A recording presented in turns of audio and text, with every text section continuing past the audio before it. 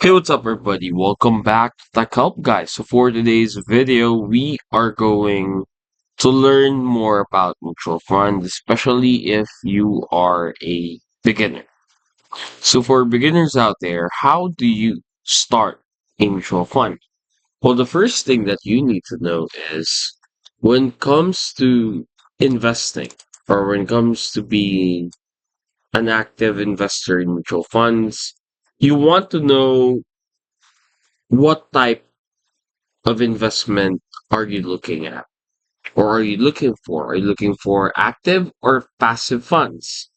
If your first choice is perhaps the biggest, do you want to beat the market or do you want to mimic it? It's also a fairly easy choice. So one approach costs more than, of course, the other, often delivering better results. So active funds are often managed by professionals who research what's out there and buy with an eye toward beating the market. On the other hand, when it comes to passive investments, it's usually more hands-off approach and it's based on rising in popularity thanks to the large ease of the process and the results it can deliver. So that's the difference. Active meaning you are on hand, hands-on rather. You are actively viewing the market. That's the type of investment that active investments are.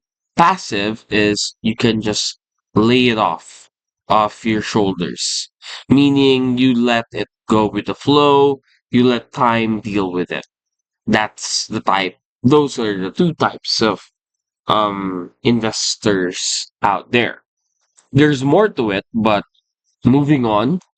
Next, what you need to do is you need to calculate your budget, your investing budget. So, of course, there are different needs, or there are everyone has a different budget. So, for example, here in Vanguard, the minimum amount for an investment is roughly around $3,000. On the other hand, here in Charles Schwab, the minimum investment is around $100 per month. So those are the type of things that you need to look at. Does this fit your budget more? Or if you have budget for both, which one would be safer for you? Do you want a safe approach with Charles Schwab and invest, let's say, the minimum $100, or are you a go time investor and invest it on Vanguard for $3,000? It all depends, of course, on you.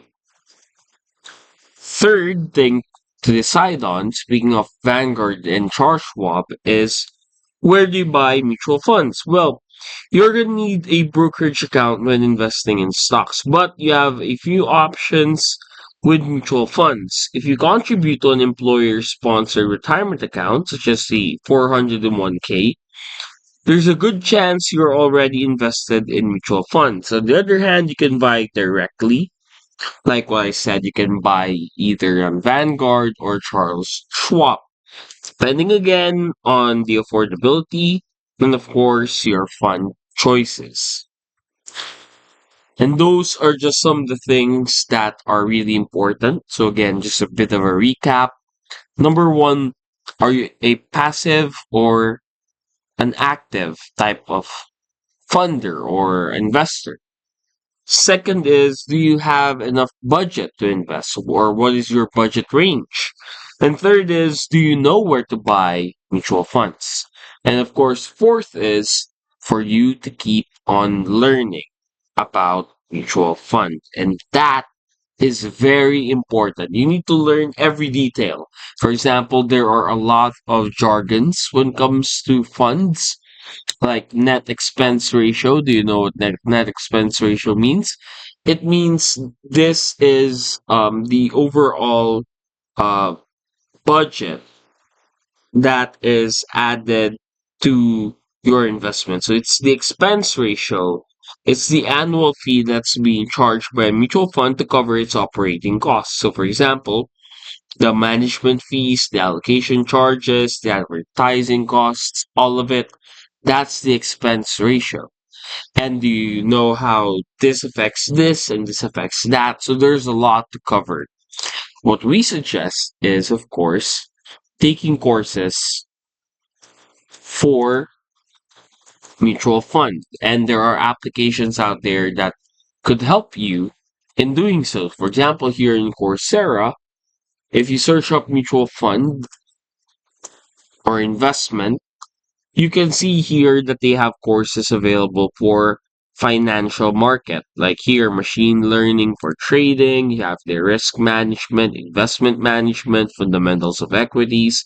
There are a lot of things for you to learn, and that is very crucial if you want to start investing in mutual funds. And that's it. Hopefully, we were able to help you out on this. If we did, please do not forget to hit the like and, of course, the subscribe button and follow us for more videos just like this one, only here on Tech Help Guy.